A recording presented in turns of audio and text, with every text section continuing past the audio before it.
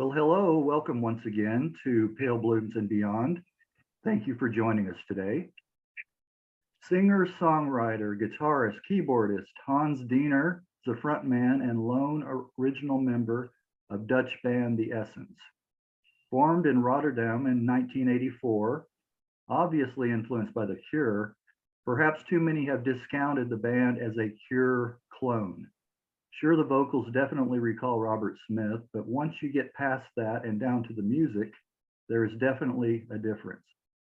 Categorized in various circles as post-punk, alternative, gothic, dark wave, The Essence has released 6 albums to date, along with a handful of singles.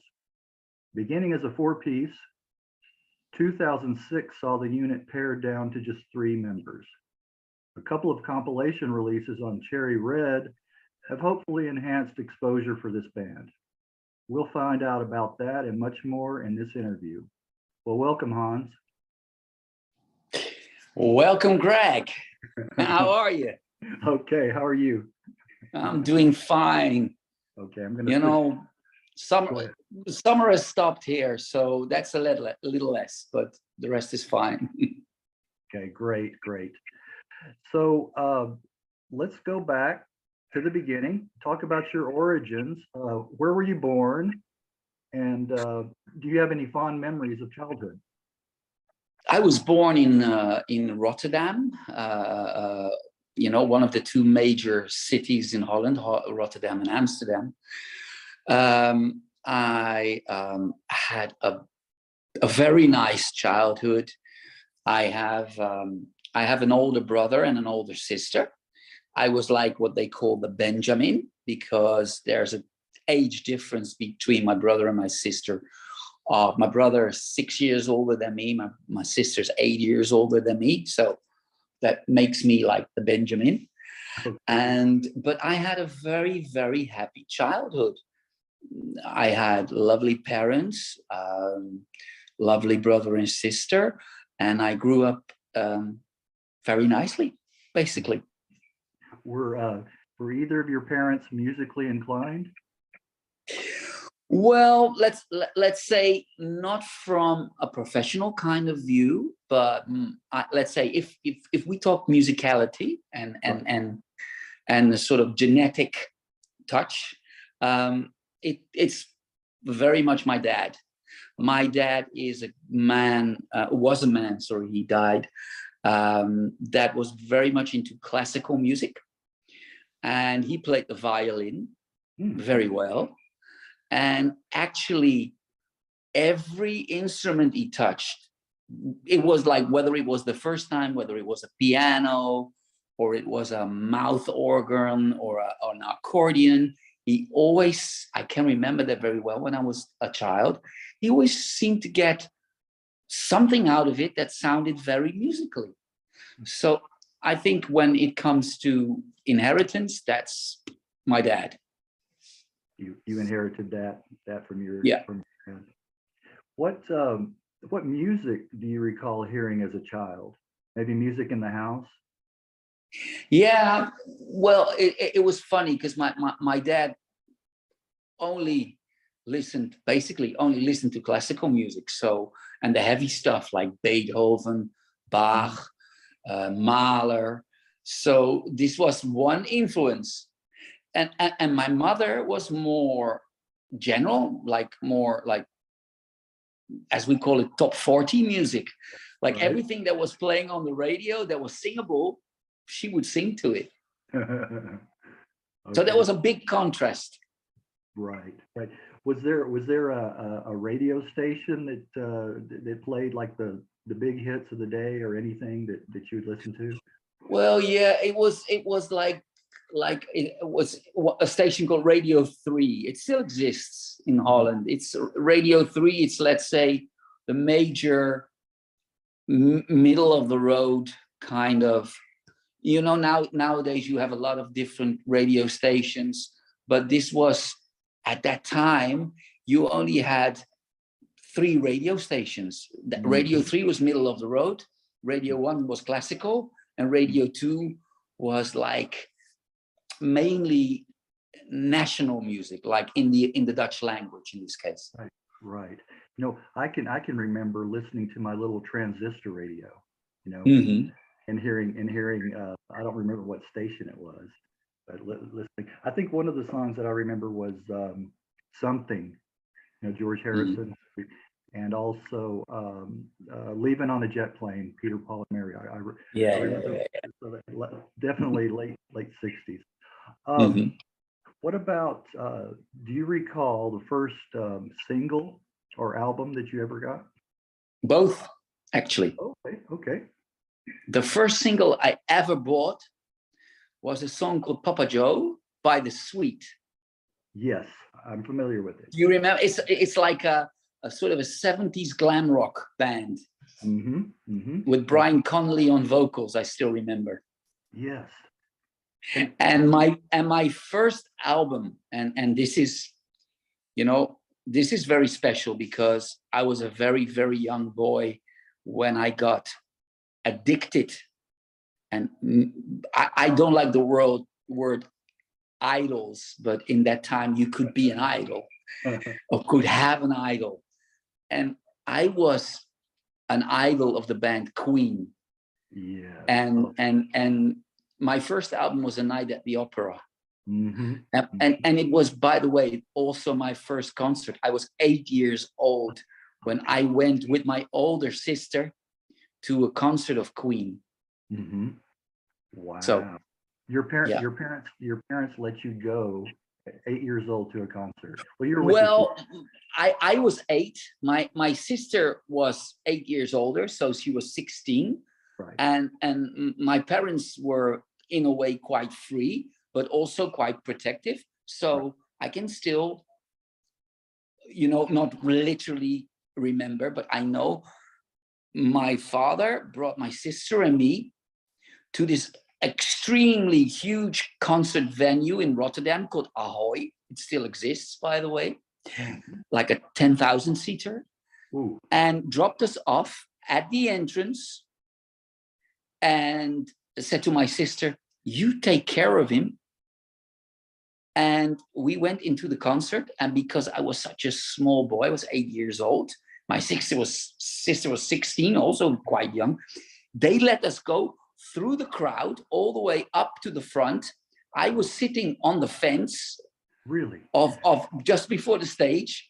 My sister was keeping me, and I watched this whole concert. It's still very vividly in my mind. Wow! Now that's something that's definitely a fond memory right there.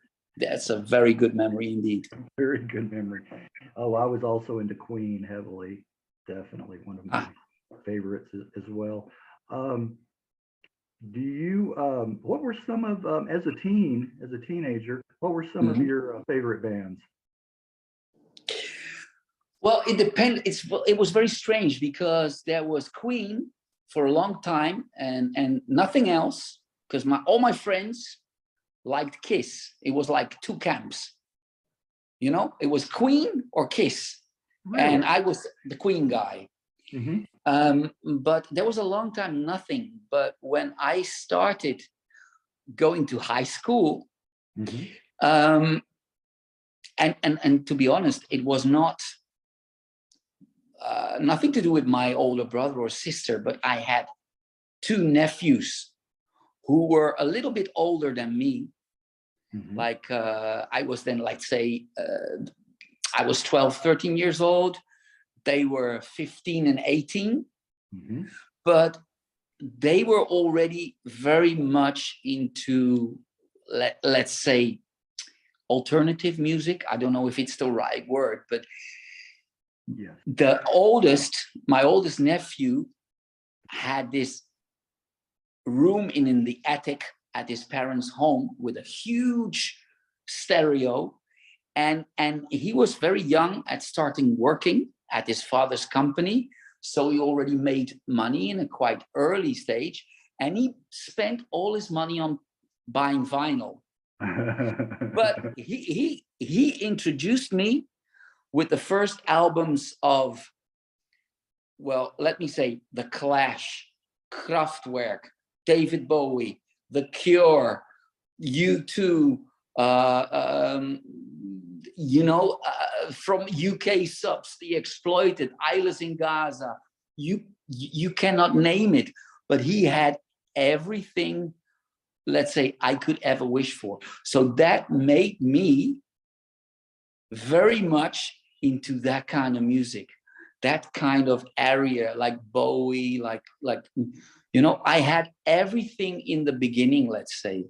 You know, I can still remember nights in the attic watching, listening very loud on his equipment to this album Man Machine from Kraftwerk. And Yeah. I was totally hypnotized by it. Yeah. The model. The model, the robots. Yes. Look at this. Speaking of, whoa. Yes. I was in Gaza. That's good. Those sound like a whole lot of bands that I was into also. But it was really cool that you had your, you know, that was kind of your inroad, you know, because he had all those albums, you know, and you could just listen. Yeah. Yeah. Because it's funny, because my older brother and sister, they were into soul music. Okay. They were into Barry White, and which I am too, by the way. But they were into that kind of music at that time, that 70s soul thing. Right. Oh yeah. I mean, speaking of some of the soul stuff, the Philly sound. Yeah. Yeah. Oh, I love it. And of course, Motown. But I got it. I got it from everywhere, Greg. Right. You know, right. I got the soul from my, let's say, my brother and sister, and I got the punk and alternative from my nephews, and I got the classical music from my dad, and I've got the mainstream from my mother. So you got a real broad look or feel for Very music. very much so. Yeah. Did you in school, I guess in your high school, did you enjoy in school? What any favorite subject? Yeah. You know, I went to high school. Let me say, but first, you know, I was not the average student, because I decided on my first year in high school when I was 12, 13 years old to, let's say, not to scare my especially my dad, because my dad was the music guy, but in average life, he was an accountant. Oh, okay. So I knew him with a suit and tie, you know. And at one day I was, you know, so much listening to Bowie and The Cure and that kind of stuff, that I decided, just in a glimpse, to paint my hair black and put eyelines on, and just, I can still remember coming down, like my mom called, Hans, dinner. And I just dyed my hair black and put the makeup on everywhere. I just came down like it was natural. And everybody at the dinner table was looking like, what? You know? Yeah. I can still remember that my dad didn't appreciate it. My mother was a little bit more modern with that. But at school, you know, this was not the thing, you know. I couldn't explain this, you know. You know, the people were looking at me like, what happened with this guy? But, you know, I was never bothered about that. No. At what point did you think you wanted to be a musician and pursue that career? Very young, not being a musician, but I was very young. I was maybe 10. And they had this, let's say, weekly a music program on Dutch television. It's like the Dutch Top of the Pops, let's say. And I love guitar players. I love the look of them with the guitar and everything.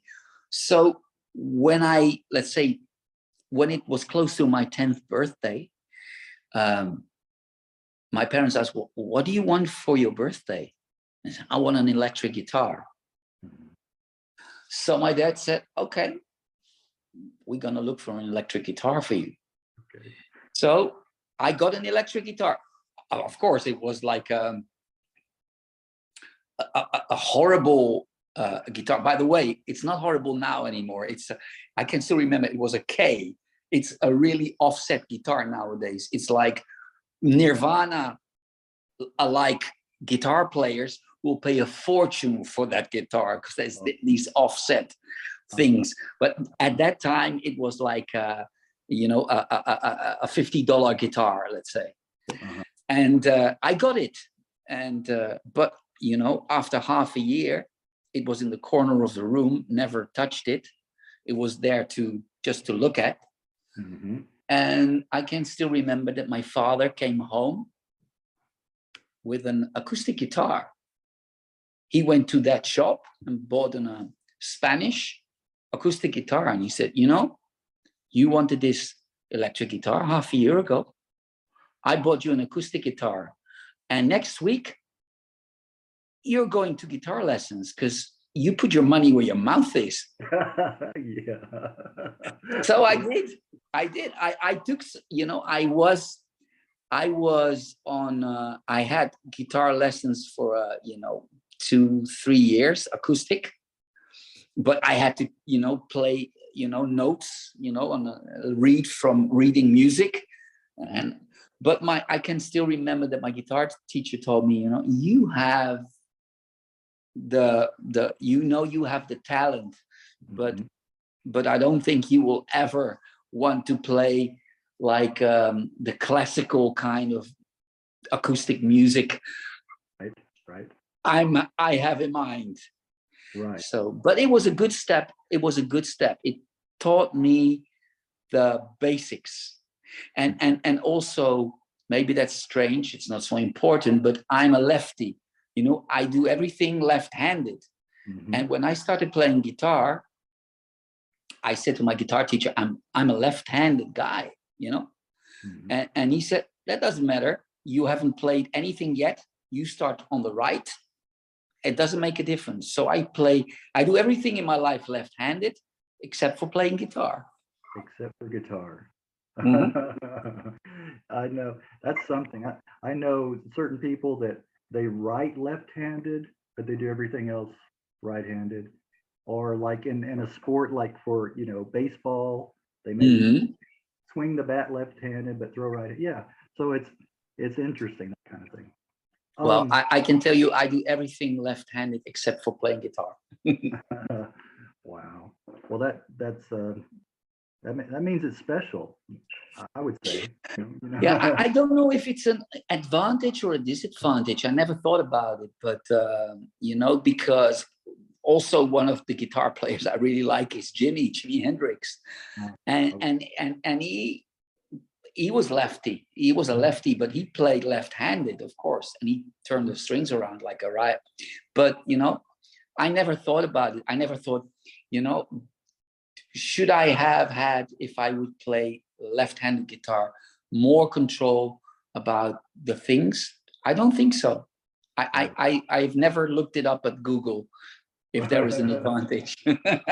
Right. You can find anything you need now on Google. Right. Any information. Yeah. Even the information you don't want. There you go. I tell you, every time that I do a search, it's never the answers I'm looking for. No. I don't know why, but maybe I'm looking for something that's not there. I don't know what it is. Exactly. So like in your, let's say, late teens, or so, that period of time, what was the music scene like in Rotterdam? Well, I actually I don't know, because when I became, let's say, into the scene of more listening to groups like The Cure, Joy Division, later New Order, of course, Echo and the Bunnymen, Cocteau Twins, these kind of groups, I was sort of in my own street. I would go out as a very early age, 14, 15-year-old boy, used to go out to the clubs where they played this kind of music. And all my, let's say, well, I don't say friends, but the guys I was in the class with at school, they used to go to, let's say, the discotheques with the top 40 music and the dance music. And I went straight the other way. Mm-hmm. So you know, this was basically, I wouldn't say I was a loner because I never acted like one, but I didn't go with the flow at my school, at my mates at school. Mm-hmm. Yeah, didn't go with the crowd. No. Right. So, was the Essence your very first band, or were you in any other bands before that? Well, I think I can say, well, I was in a band, but it was not a real band. You know, I when I was at high school, I had a friend who played bass, and we liked the similar kind of music. So we sort of formed for a little while. We formed a group. Like, we found a drummer at school. He played bass. I played guitar. He tried to sing. I didn't. And we played maybe for half a year covers from The Police, from The Cure, from Queen. But this was just minor. Right. But this had nothing to do with, like, for me, like a real band. The real band, the Essence, started from a point, if you want me to tell to you. Yeah. This was very funny. This happened because I went, I went at quite an early age to concerts. You know, I was one of the guys, for instance, that went to one of the first concerts of U2 in Holland. You know, I saw U2 play for 100 people in Rotterdam. Wow. You know, I can still remember, I was looking at the Edge from U2. I was so close at his Explorer. I was trying to make up, of course, with a normal camera, that when I got home and I brought the roll to the shop to see what pictures I made, I only saw a picture of his hand with some strings. I was so close. So this is one. And I also went to The Cure at a very, very early age, to their concerts. So at some point, this was 1982. I'm talking about now. So I'm from 1966. So I was 15 or 16 years old. I went to the concert of the Pornography tour of The Cure. Oh, great album. Yeah, and I was before that, I've seen concerts of The Cure, but you know, the Faith tour I really loved. In Holland, this was done in a circus tent. They traveled Holland in a big circus tent. Really? You know, they did a tour like a circus. And after that, they did a tour called the Pornography tour, and I was so mesmerized by it. This tense music that I put an ad up. No, I didn't put an ad up. I asked a friend of mine who worked in a record shop. I said, you know, I need to have bootlegs of this concert. Do you know anybody who has bootlegs? And in that time, there were tapes, you know, cassettes. And he says, yeah, I know a guy. And he's very much into The Cure, and he made recordings of this concert because he went there. And I will give you your phone number, and he will call you, and he will sell you the tapes. I said, okay. So we got in touch, and this happened to be later. It's called Jerry, the first bass player. Yeah.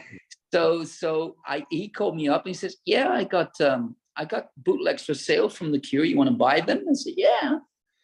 And we started talking, and he says, I'm playing bass. I said, oh, I'm playing a little bit of guitar. And okay, we should meet. He says, I'm in a band. And so we had let's say a meeting at his rehearsal room.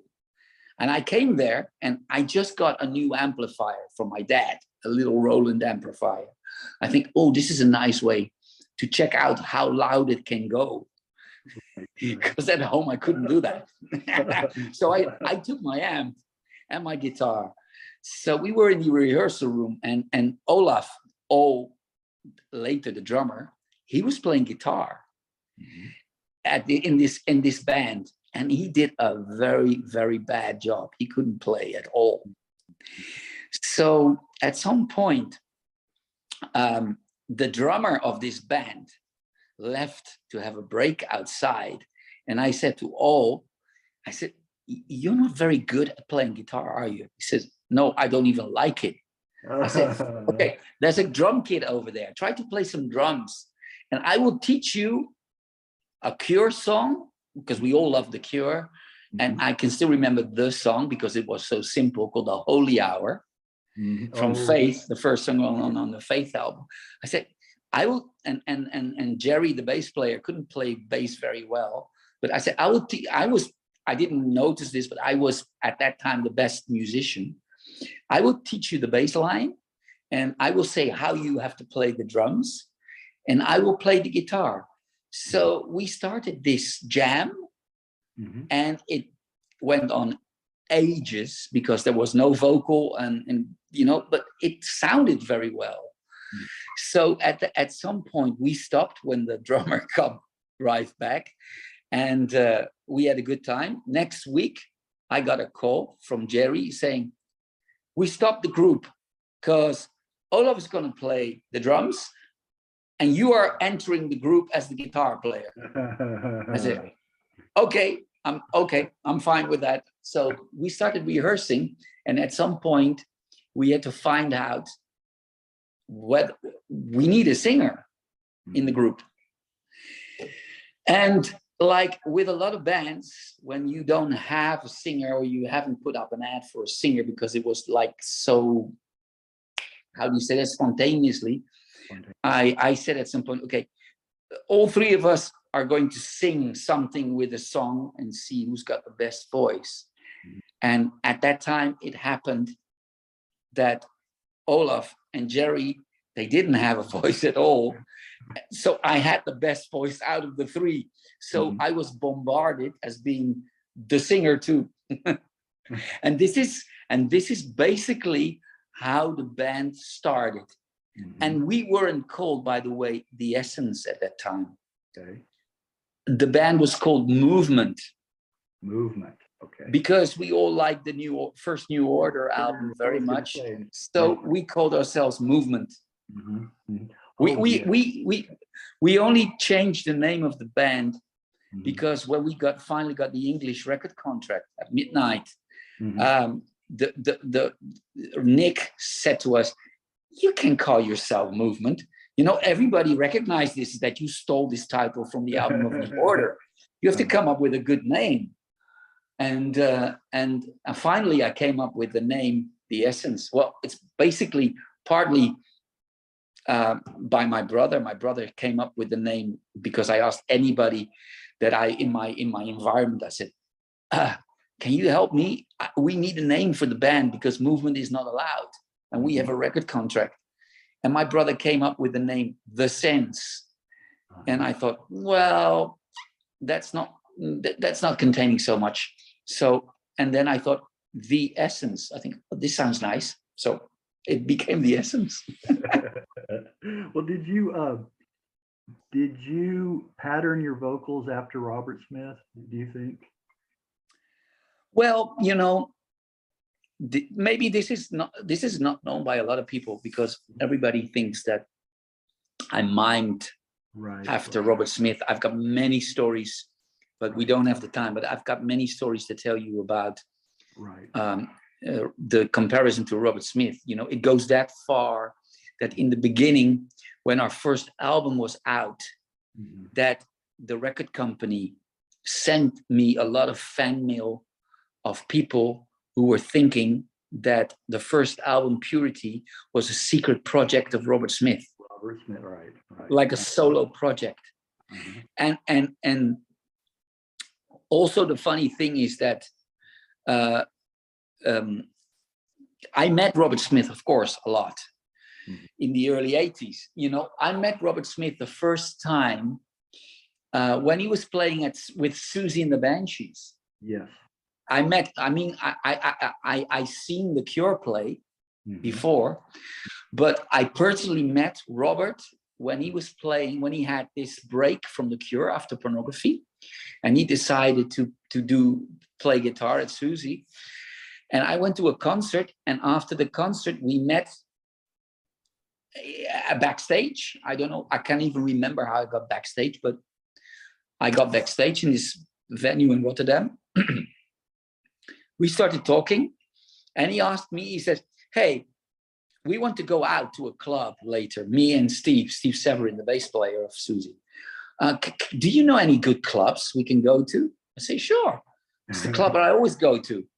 You know, okay, write it on a paper to me, because I don't want all the people around us know that we go to this club, but write it on a paper, right. And we see you later.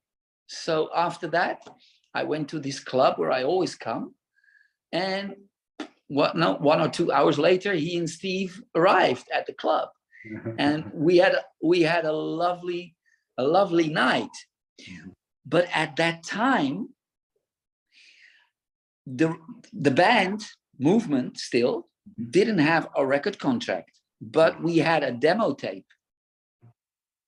We did 2 songs recording in the studio, which I wrote on my own completely. I write, apart from the last album, Glow, I wrote everything from, let's say, not only the music, but also the drum lines, the bass, the keyboards, everything. I was giving him this demo tape, and I said, you know, we have this band called Movement, and I want you to have a listen to it. He says, you know, I get a lot of demo tapes, but, you know, I don't do much with them. I'm not, I don't like to be playing like a record boss or something. I say, I understand, but just whenever you like, or throw it away. So, but we had a great night. I left early because I heard later because I knew the owner of the club, that Robert and Steve left on their knees in the early morning because they were so fucked up by the vodka they drank.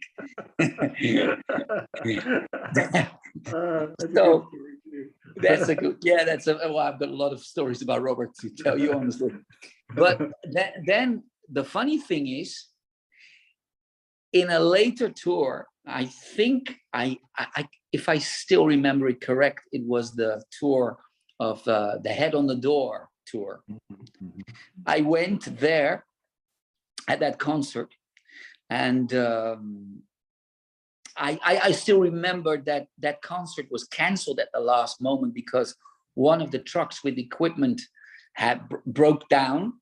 So the concert had to be canceled because of, you know, they couldn't play. And they invited some people into the dressing room just to have a little chat. So I went into the dressing room, and by that time, we already had the record contract and released the first album, Purity. So at some point, I was talking to Robert, and I said, hey, of course you cannot remember this because you probably meet a lot of people, but we went out a couple of years ago to this club, and I gave you a demo tape. You were playing with Susie. He said, well, I can remember that vaguely. I said, yeah, sure, with all the vodka you had in you, I can remember. But, you know, never mind. And I said, you know, I just wanted to say we don't need you anymore. I said, because we have a contract now, and in fact, we have an album out. He said, wow, that's great. Yeah, I said, that's great. You know, I don't have it with me, but, you know, maybe when you get the time, sometimes you should have a listen to it. He said, okay, what's the name of the band? I said, the band's called The Essence now, because on the demo it was Movement, but we changed the name when we got the record. It's called The Essence, and our album's called Purity. He's like, fuck off. I get that. I have this album in the tour bus. Really? Yeah. He already had. Are you joking? He says, no, I'm listening to it. It's really good. Oh, wow. It was actually very funny. It's sort of, by some strange way, it got together, you know. He probably didn't think it was the same band because he remembered Movement, if he remembered Movement at all. Well, to be honest, Greg, I don't think he ever listened to the demo tape. Okay. So he wouldn't know. And actually on that demo tape were none of the songs that came onto the album, because after that I wrote many songs, and it was the vibe of Purity was very, very different to the songs that were on that demo tape. By the way, they are released, these, let's say, we recorded them, but they were like B-sides. B-sides, okay. Yeah. Well, back up just a little bit. Before you got the record deal, you did a whole year of touring. Where did you play? Yeah. Do you remember any memorable gigs? Well, we played, but we mainly played in our own country. So it was not that that we played quite a lot of clubs everywhere around the country, but I don't think we got, you know, that the vibe got so well, because, as you know, we got compared a lot to The Cure. So, you know, you have people that can handle that, but you also have a lot of people who are very protective about their idols. Right. So there were people that say, you sound too much like The Cure and blah, blah, blah. So, you know, and I don't, you know, I honestly don't deny that when I started out writing music, one of my biggest influences was Robert's writing. But what people seem to forget is a voice is very natural, you know. You cannot, you know, for instance, I like David Bowie a lot. I like U2 a lot, but I cannot imitate David Bowie or Bono's voice. So this comes very natural.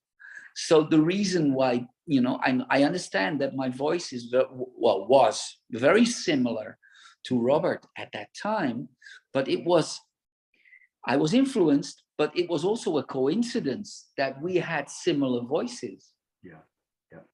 Well, you signed with Midnight Music, and that's the same label as Sad Lovers and Giants. Are you a Sad Lovers and Giants fan? Well, you know, it's very difficult to say that because they're my friends. You know, they were signed as one of the first acts on Midnight Music.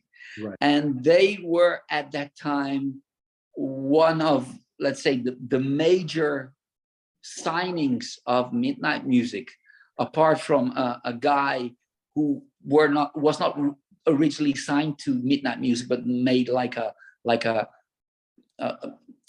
partnership with his own label and Midnight Music, called Robin Hitchcock. Yes. Right. Yeah. But Sad Lovers was, at that time, before The Essence came, was the most popular band on Midnight Music. And then The Essence came, and we started with Purity, and we had a good response to our first single, Endless Lakes. Then we released the second single, The Cat, and suddenly that got picked up very, very good abroad. Yeah. And the second album suddenly had one song. It's called A Mirage. Yes. And that broke every, and that put it so much into the sense that Sad Lovers, who we were very well friends with, and I liked their music very much. This is not a question of, you know, whether I like them or not.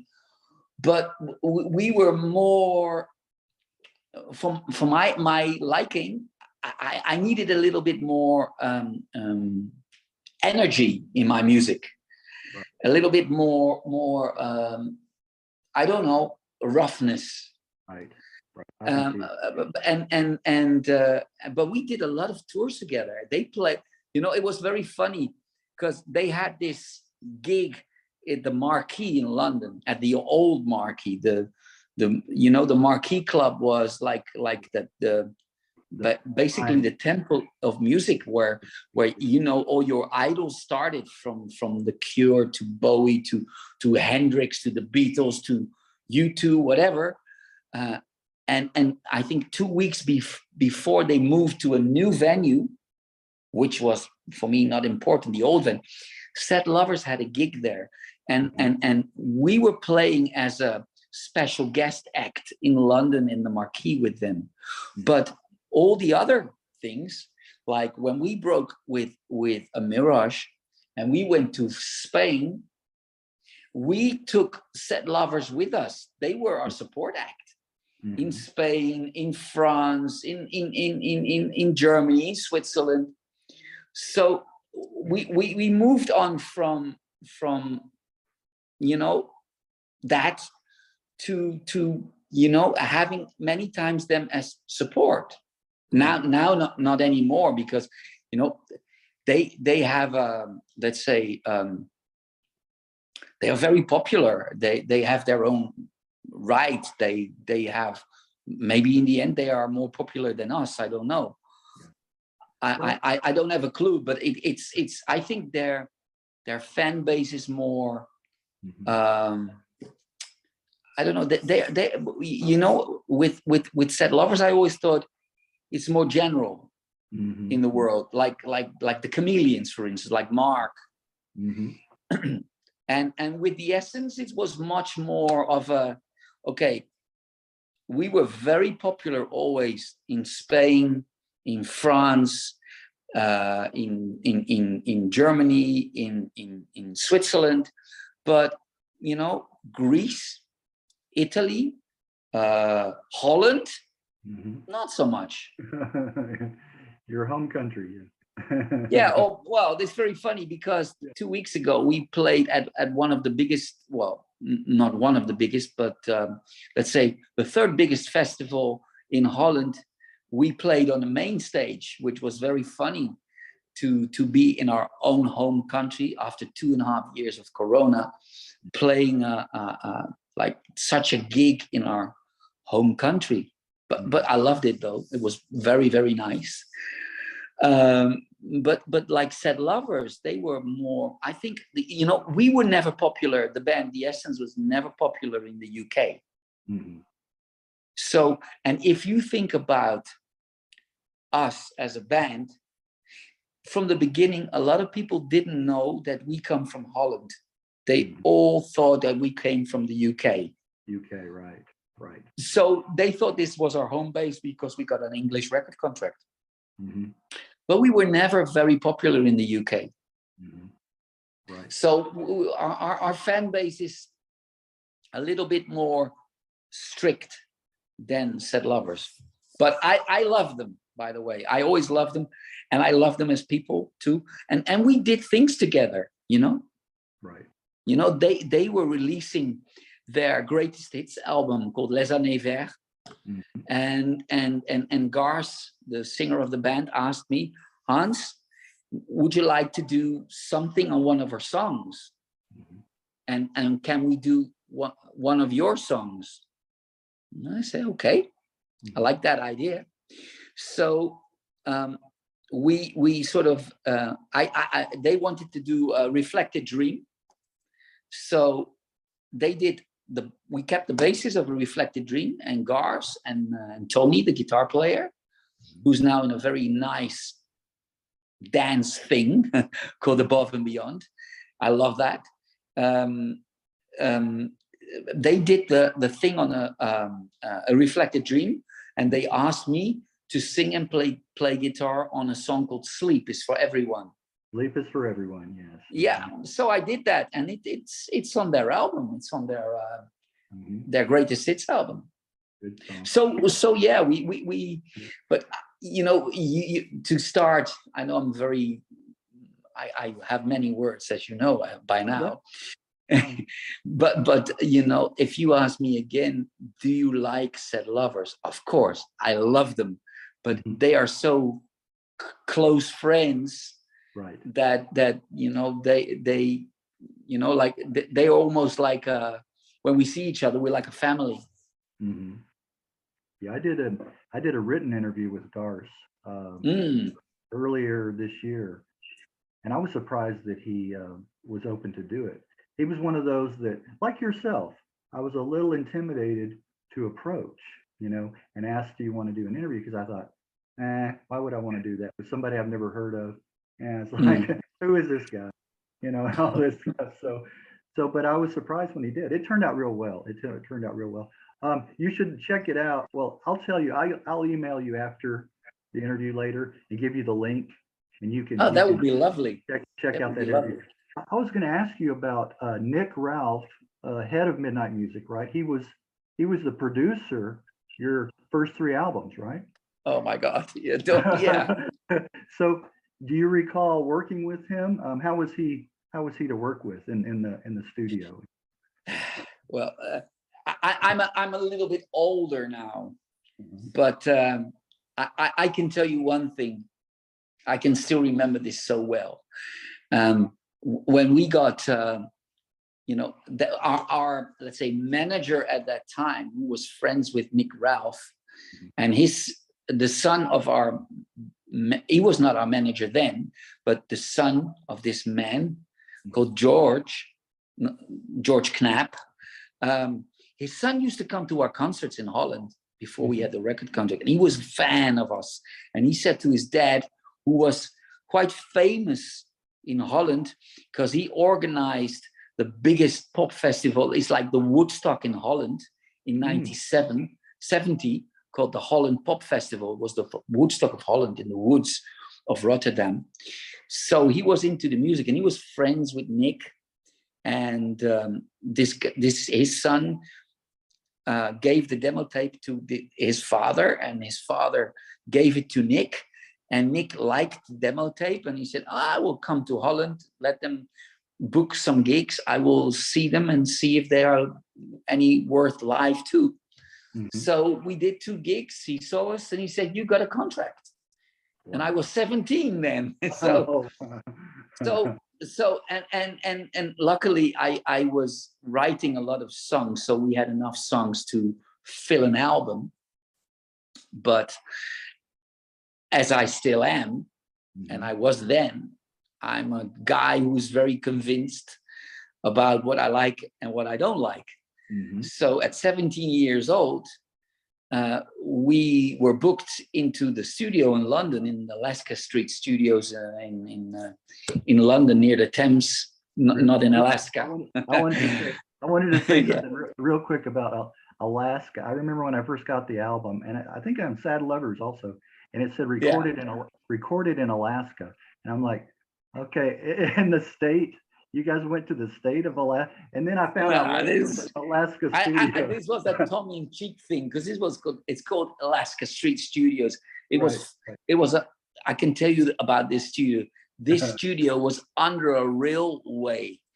So we had a timetable for the trains to pass by, to not record when the train was passing. So, you know, this was not as romantic as we introduced. But anyway, you know, I can still remember that we got the record contract, and we went with all our gear to London on the ferry from Holland to England. And Nick picked us up, and he was saying, what? You have brought everything you have with you. It doesn't fit in my van, all the amplifiers, guitars and stuff. And because I thought we would just need it, you know. And we entered this, before we entered the studio, we were discussing the songs, because I demoed like 40 songs or something. Oh, okay. So, and we had to pick out 10 or 12. I don't know. I can't remember how much there are on Purity. But I pick out, let's say, 20. But I had in my mind that a couple of songs needed to be on the album. There was no discussion from anybody. You know, I wrote these songs. I gave my heart to them. You know, you cannot mess with them, I thought. And there was one song called The Waving Girl. Okay, I was going to ask you about that Nick Yes. said, Yeah. I don't want this song on the album. Why? And I said, well, then we have a problem. Because this is the one of these, let's say, 40 demos I sent you, which is a must on this album. It's not a perhaps or a maybe. No, it's really there. It's there with the cat, you know. And he said, okay, are you sure? Because, you know, I can send you back on the boat to Holland. I said, yes, I'm sure. Okay, let's sleep over it. We'll talk about this in the morning before we go to the studio. And the next morning, he picked us up from the hotel and he said, have you thought about it? I said, yeah, bring me back to the boat because this song is going to stay. He said, okay, you convinced me it's going to stay. See, that's one of my favorites on that album. And I was going to ask you about that. But talking about the cat, this was really interesting. I was a DJ at a club in San Antonio back in 86. Yeah. And I started playing because I had Purity, and I started playing the cat, even though it was just the album version. I did not know that there was a single out. I didn't know there was an extended version. I didn't know any of that. So I was playing the cat, and people at the club really responded really well to it. And then somebody came up a little later and said, did you know that that song is already popular like everywhere and there's an extended version? And I said, no, I didn't know that. I had never heard that. But I love the song and I played it. And I remember there was a certain crowd that would always get up and get into it, dance to it, and you know, that kind of thing. So yeah.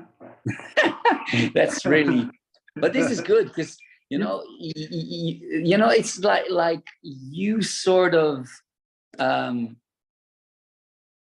your, let's say, in your feeling, you discovered this song. In a way, right? In a way. Yeah, but this is how it goes. You know, that it doesn't necessarily have to be that let's say following everybody that comes. No, you just discover this song, you play it like you like it, and you see that people respond to it. You know, and when you hear later that it was already maybe in Europe a well-known song, it doesn't matter. You know, it's it all adds to where the song came. Right. I felt that way. And so I can pat myself on the back, but of course. Of course. Listen to you know, I get a couple of years ago, just before Corona, a guy, no, not a guy, sorry. Was it Gars? Because Gars was on they did a short tour through America. No, it was not Gars, it was another guy. An American guy sent me a video of a huge discotheque in America, and saying, you listen to this song, a little, you know, shot with his cell phone, and he made this, you know, in the distance of this DJ, and I couldn't recognize him, of course, but I heard the song. It was Only for You from us, and I saw a huge crowd dancing to it. I said, oh, great, mate. They are dancing to our song. He says, do you know who the DJ is that night? I said, no, it's too far away. I can't see it. He said, it's Lowell.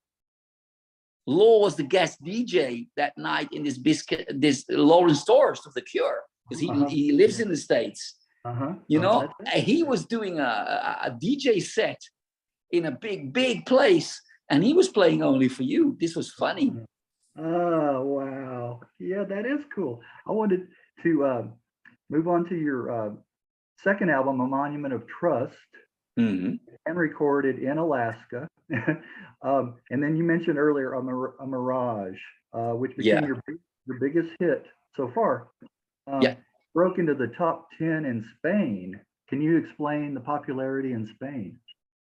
Yeah, I can because well, I cannot really, but I can understand why. Because when I was at my little apartment doing doing this song on my 4-track recorder, playing all the stuff, and have this flamenco kind of Right. guitar piece, I played it. But there's another thing nobody knows is, you know, at that time, you had a 4-track recorder and a little drum machine, a bass guitar, an old keyboard, and a guitar. And there was no any, you know, they didn't have, you know, what you have now, like, I don't know, Pro Tools, Logic, whatever computer program you're using, and you can cut and paste everything you want. And no, I had a 4-track recorder, and I was, as they call, track bouncing at that time.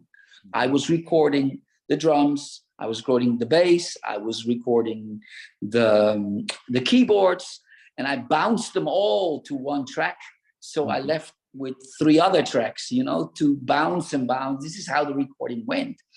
But what I did, I finished that song in the middle of, well, let's say in the early morning. And I was so tired that I wanted to finally, before I go to bed, listen to a Mirage, how it was. But it started with the drum computer, like like this. And then the guitar started later because, you know, you couldn't edit anything. And I was so tired that I didn't put the play record on of the 4-track. No, I also put the record button on by accident. So I was like, and I said, oh no, stop. And I listened to it back because I erased the first bit of the drum computer. And as it happened, it was perfect because it was like, it started with this flamenco guitar, and at the right point, the drum went back into the track. But nobody knows that it was purely coincidental. It was by mistake. By accident. Oh my God. It was by accident. But because this beginning of this flamenco sounding guitar, it hit, let's say, the Spanish people, because of course they are into that kind of stuff. And this is also, I could never imagine that it got so well received in Spain. But it did. Yeah, but this is the reason. I can see that, the flamenco. You know, another track on the album that I've always been very partial to is The Waves of Death.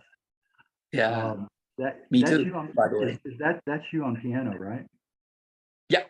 Yep. Yeah, that was like me really, because it's basically it's an electronic song, because the drums is not a drummer. I pre-programmed that with a Lin drum computer in the studio, and the keyboards I played. But I said I want the let's say the melody of this on a real piano, not on a let's say on a synthesizer. Right. So there was this beautiful piano in the studio, and I played the whole thing in the studio on an acoustic piano. So yeah, I love it. It's very effective on the piano, very, very effective. Yeah. You know, one thing comes to mind right now that I would say, yes, there are comparisons with your music and The Cure. I think yours is more consistent. You're a better guitarist. I have to say that for sure. But also, you don't have the quirky kind of songs. You know what I mean when I say quirky? That Robert Yeah, Smith, yeah, yeah. that he does the kind of out there love cat, Mhm. things like that that I was never, a fan of. Mhm. I like the darker material. You mentioned pornography and disintegration. Disintegration is Well, just my favorite three albums of The Cure are, to be honest, are Faith, Pornography, and Disintegration. right, right. And if I have to be really honest, Mhm. I left The Cure a long time ago, album wise. I think Blood Flowers, well, I didn't like it super, but I think it was okay. After Blood Flowers, I just left, Right. when Robert decided to work together with the producer of Korn, and I don't know what he wanted, but I admire people who want to do something different, but I still think it didn't work, you know. Yeah. But I've seen The Cure quite sometimes. I saw them during. I actually went to London and Wembley to see their anniversary concert. Mhm. I saw them a year later in Belgium at Werchter, and they are still very, very good live. Right. They're a very good live band. Yes. I've seen some on YouTube. You're right about that. All right. How about you went on a tour after the album, Monument of Trust, to Europe. Mhm. Do you recall any gigs, any favorite gigs? Yeah, well, I of course, I have many favorite gigs, but I can still remember. This is one of the things that, when a Mirage became, let's say, a hit in Spain. It became, I can't even remember, but it was at least top three. I don't know if it was number one, but top three at least. And we hadn't been playing ever in Spain. Mhm. So we got invited to do two concerts in Spain. One was a big festival, and one was just a solo concert in a huge venue. And this venue was like, at that time, and I'm talking about 87, 88, no, 87 it was, I think, still, or 88, whatever, in between.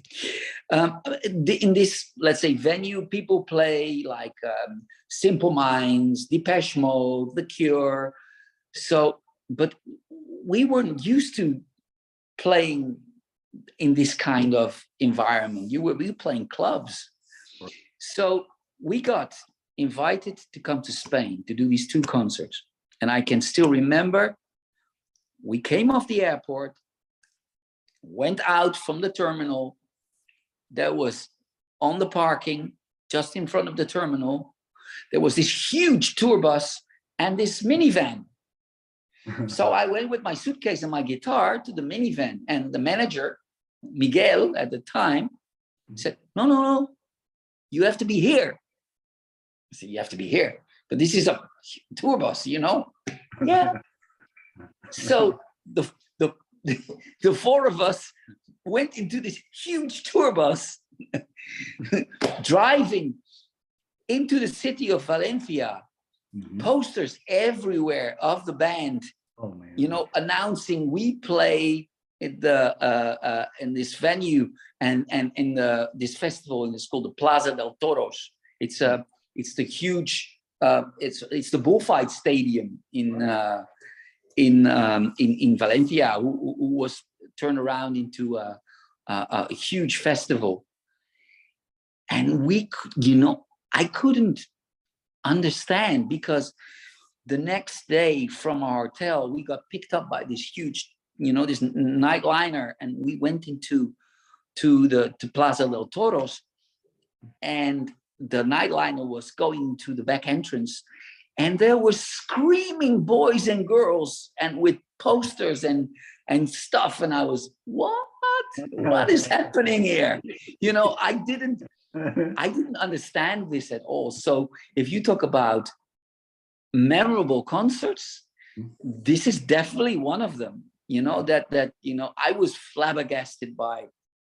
This is this is not me, you know, I have to pinch myself. This is, you know, but it Wow. was, It was. and another one I can remember also well, which I really enjoyed, by the way, was we did a lot of tours through France. Mhm. And one time we had this also a big festival called Belfort. It's called Eurocane, which you know, basically all my favorite bands had been playing. You know, the headlines were, you know, The Cure, U2 at their prime. You know, not at the beginning, no, when they were huge. Mhm. And we were playing there, headlining with Carlos Santana and a band called Texas. I don't know if you know Texas. Oh yeah, from Scotland. Yeah. Yeah, from Scotland. Uh-huh. So I can still remember I was backstage before because Carlos Santana was playing. Mhm. And I always loved Carlos Santana because when I started playing guitar, I can remember that I was playing Carlos Santana songs too. And, you know, I was actually backstage. I was looking at his back playing the guitar. And I thought, oh my God, you know, this is like a festival playing for, I don't know, 30, 40,000 people. Mm-hmm. And I was backstage. I was not nervous at all. I was being nervous. I was behind his guitar amps, looking at him, admiring him. You know, this is where we have come. You know, we are playing with Carlos Santana in Texas. Right. You know. Right. Yeah. Well, moving on to the next album. Your next album, Ecstasy, came out the following year. Now, I think personally, development as a band was very evident here. I think there's a more fuller sound. Yeah. 3 tracks are my favorites. First, the opener, "Burned in Heaven." How did this song come together? I don't know.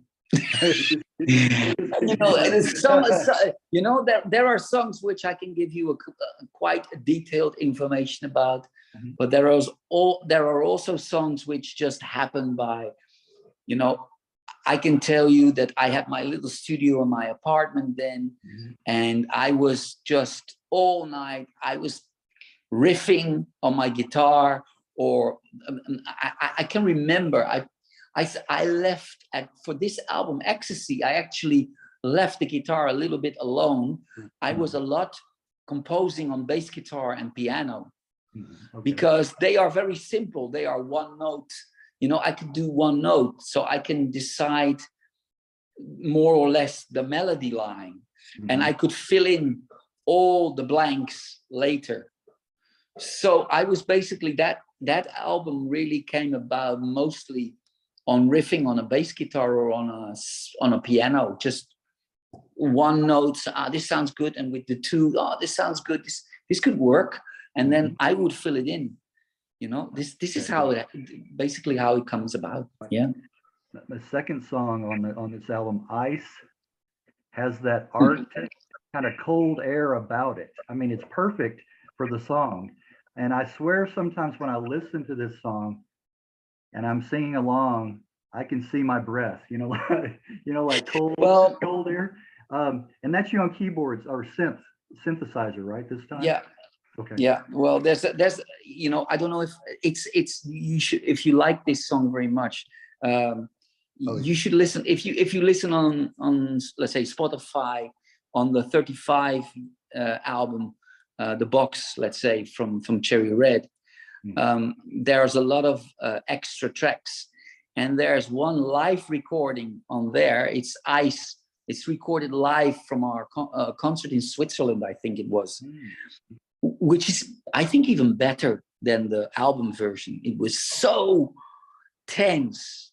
But for me, this song is very, very special for a very private reason, which I'm not afraid to tell. It was the favorite song of my dad, by far. I can tell you, my father, I think, was my biggest fan, to be honest. He was always listening to the band and he loved it. You know, he was brought up with classical music. He was a classical music fan, but he loved the band. And this was his favorite song, and he died not so when he was not so old, on heart problems he had for many years, and this song was played at his funeral. Is that right? Okay. So this for me is a very, very, deep song, because I can still remember that whenever I came into my mom and dad's house, he was always playing this song. He said, "Hans, I don't know what you did with this, but you did this so beautifully." Wow.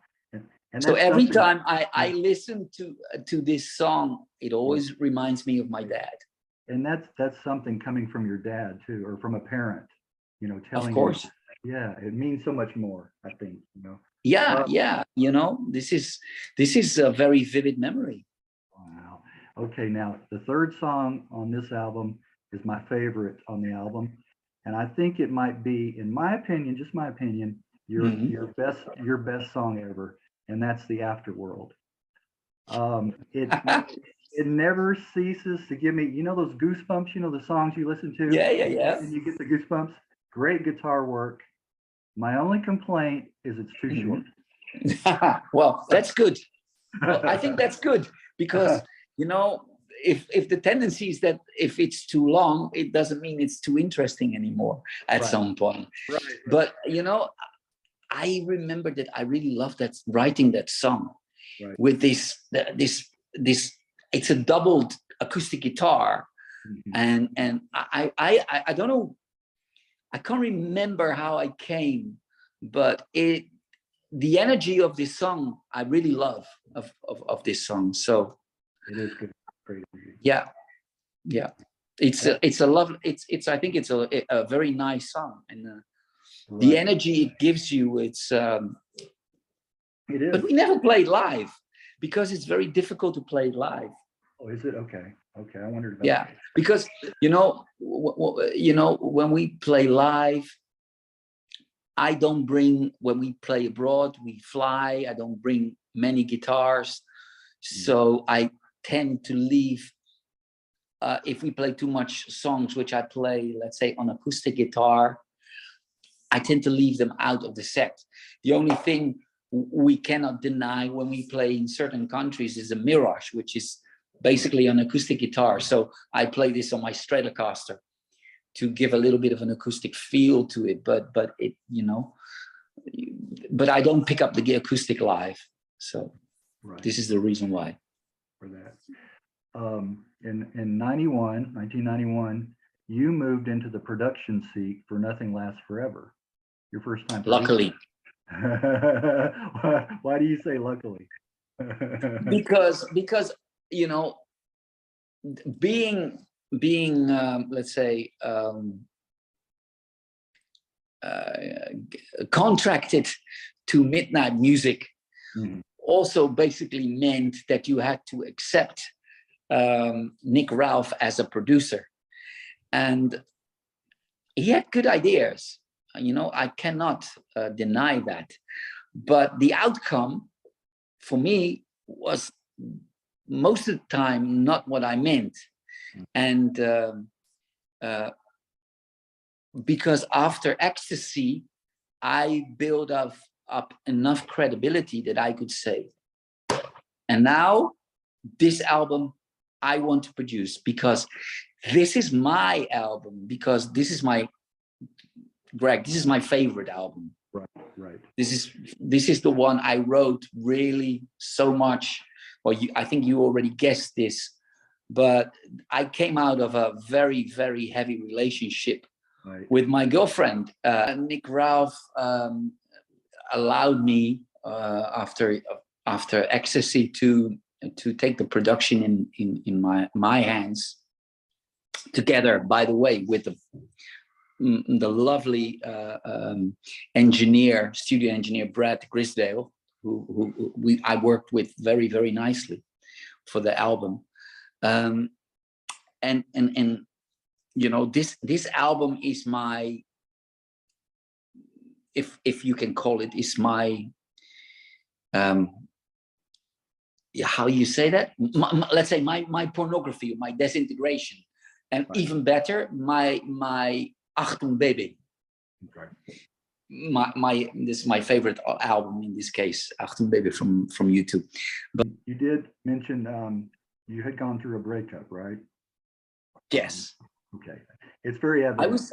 I was very young when I started living with my then girlfriend. I was 17. You know, everything happens at 17. I was 17 when I got my record contract. I was 17 when I moved out of the house living with my girlfriend. And you know, this is basically you know, now I'm at an age where I think, you know, it's logical, but it was a 7-year relationship, which is for that time quite intense. You know, in when you're 17, you go wild, but you know, but it was very strange because this is where I started to get into real professional musicianship, going on tour. And she was out of high school. You know, I did high school and she did high school, and she moved into working for a computer firm for IBM, and I moved in going on tour around Europe. So in the end, that didn't work, of course, you know. And it wasn't conducive for a relationship. It wasn't really conducive. No, you know, in the end, so we separated not on the best of terms, let's say, but I was at that time, I was really sad. I hoped she was too, but I had the opportunity as a musician to put this into words and music. So, and it's a real concept album too, by the way. It is. It is. I tell you, I used to make a lot of mixtapes, cassette tapes, and I must have put How You Make Me Hate on a dozen or so of those. That's one of my top picks on that album. Well, one of my favorite, I think it's difficult because I love almost the whole album. I love it from the big start. You know, this is the concept where you hear the wind coming and this huge drum, you know, starting till the end with All Is Empty and blowing the last breath out, you know. But I think if I have to choose out of all the songs in this album, I think Everything is one of my favorites. That's another one. But it's one of my favorites all time. One of my favorite songs I ever wrote. You know, and I love All Is Empty too. By the way, this is a very nice song. All Is Empty. Yeah, that you're reading my mind now. September is heartbreaking. I think that's another great one. That was on purpose, because our relationship started in September and broke in September. So this is a very special month. September. Like September in all caps, right? In all caps. Yeah. But it's a tough choice. What's my top track? I would say How You Make Me Hate, which I mentioned, or Out of Grace. Out of Grace. I love the feel on that one, especially the keyboard and the synth. I also on a lot of mixtapes as well. So to be honest, we play because last week I was rehearsing because we had this the week before we had this huge festival we played at, but this was a festival with a lot of metal bands too, by the way. It was a bit weird that we play, you know, we play with Napalm Death. I know if you ever heard of them, but I've heard of them, yeah, they are like grunting. They are grunting metal, you know. So we sort of decided to do a rougher.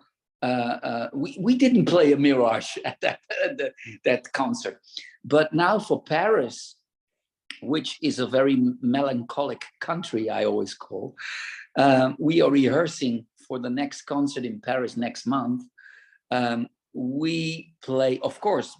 We put in the set All Is Empty, How You Make Me Hate, Everything,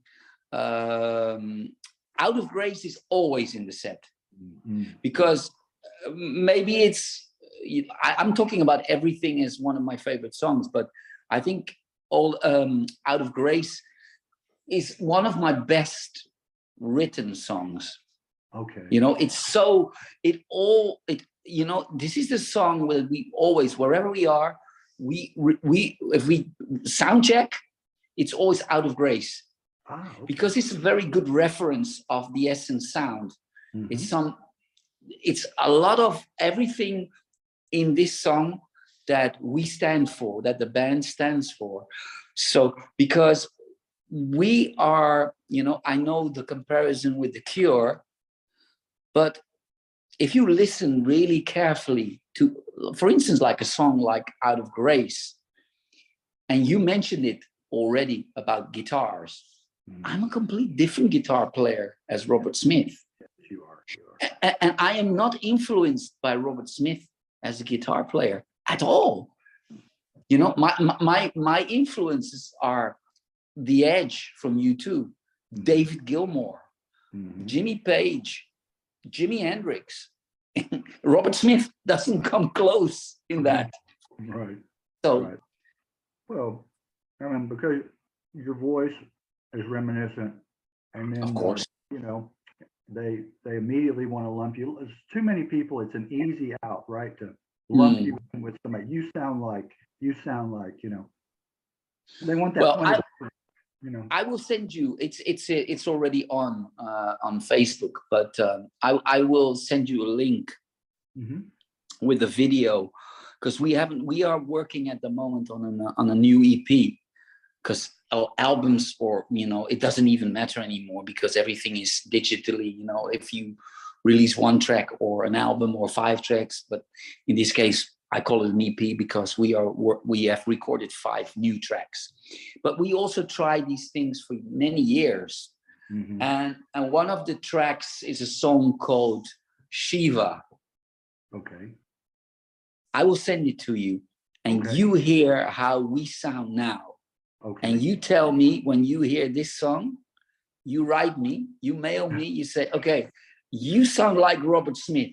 I think I don't. Okay. I think I don't. Okay. All right. Oh, I just noticed you're on a couch now. I just noticed that. No, I'm not. I'm still. I'm in my house at the bar. Oh, okay. But you did move. You did. Okay. Right? You can't see anything because behind me there is I can show you. Behind me there is yeah, that's what I saw before was the curtains. I saw that. Now I don't see them. but do you see the piano and a few guitars? Just a few. Just yeah, because I in the house in the other room there are at least 20 more guitars. Oh my gosh. Okay. Yes, I've got a lot of guitars. In the house, my house is surrounded. Because my son, my 16-year-old son, who's a big Nirvana fan, also plays guitar. So in his room, there's also quite a lot of guitars. Okay. My house is filled with guitars. It's guitar heaven. Well, if you want to say that, yeah, it's a little bit of a guitar heaven. Yeah. I wanted to mention something about the guitar work on this album.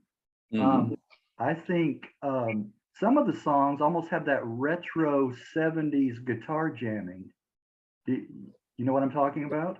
Of course I do. But it works. But it works within an alternative dark wave sound, or you know, whatever you want to call it, like on Everything. It's still I think it's sometimes not to be try to be to be arrogant or whatever. I'm trying to be just putting out my feelings, but this differentiates us from a lot of bands that working in the same area. We are not, or basically me, because I'm playing the guitar in the band, I'm not afraid to play a guitar solo. Right. And, you know, I don't like the gunslinger guitar players, and I'm not influenced by them. But I think I can use the, let's say, the alternative me and the influence of people like Gilmore, and these two come together. I never liked, I had been, I prefer people calling us a Cure kind of band rather than they call us prog rock. Oh, right. Yes, of course. Because we are not at all. We are not like that. No. It's very easy to say that, but I'm not afraid sometimes to introduce a little bit of a solo, and it's a slow hand solo. It's not a Steve Vai, Joey Satriani thing. No, it's a Gilmore Edge kind of, or there are bands that I adore, like Radiohead, for instance.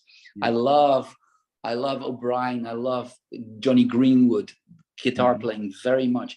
They are not afraid to step over, whatever they are supposed to be doing.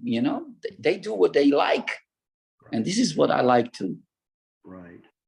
Well, it comes across within that framework. It works. It does work.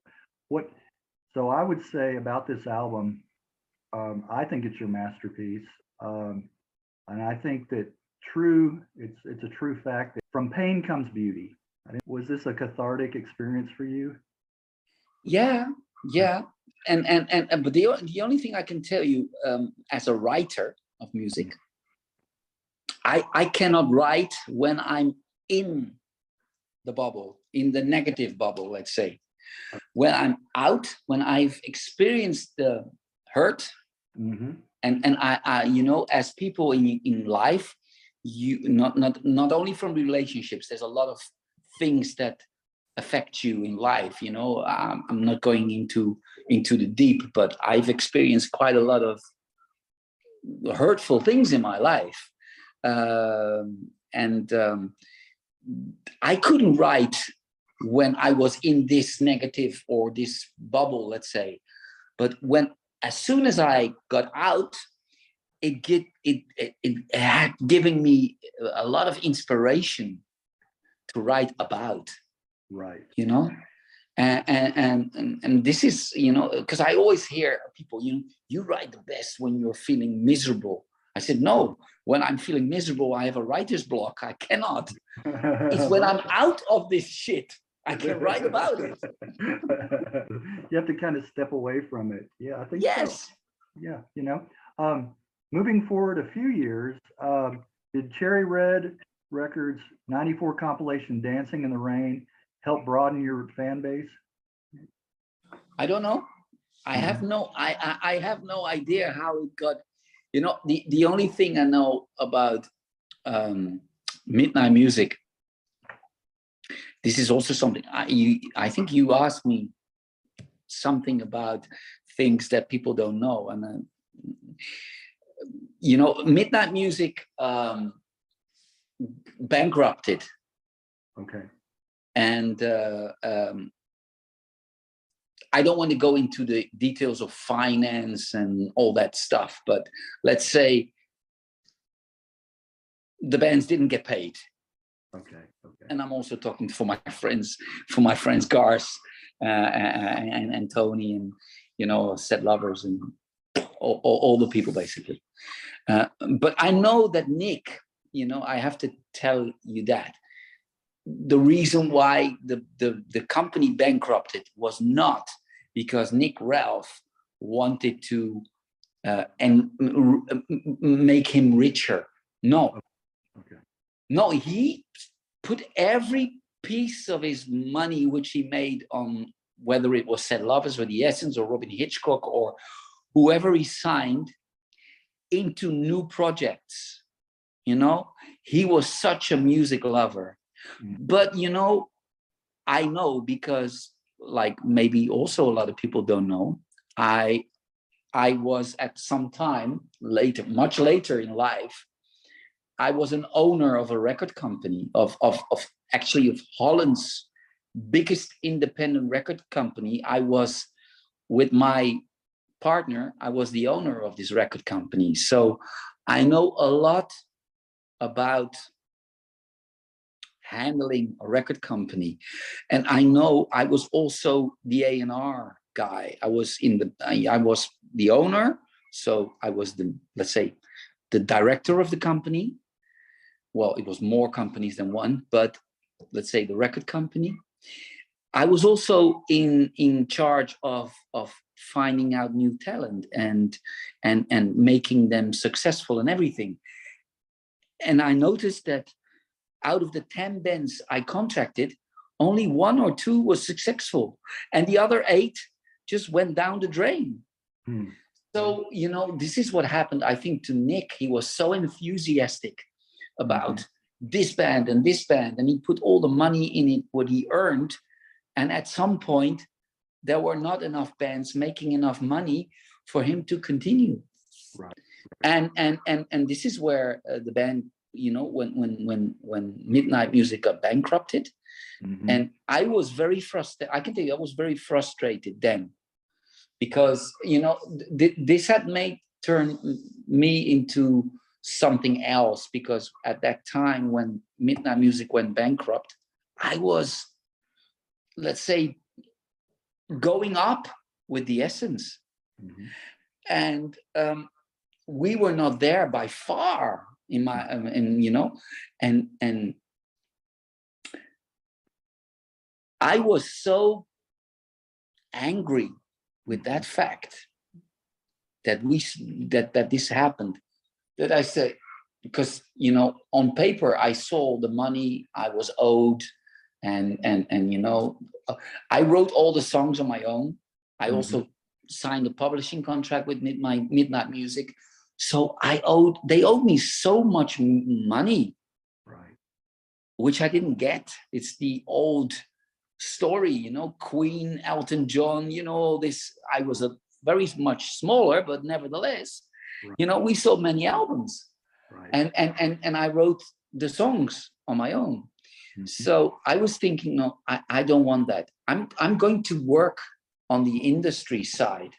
There you go. To see how I got fucked. Is this right on camera? Yeah. So I did that, and I started. The Essence became part of my life, but not the priority anymore.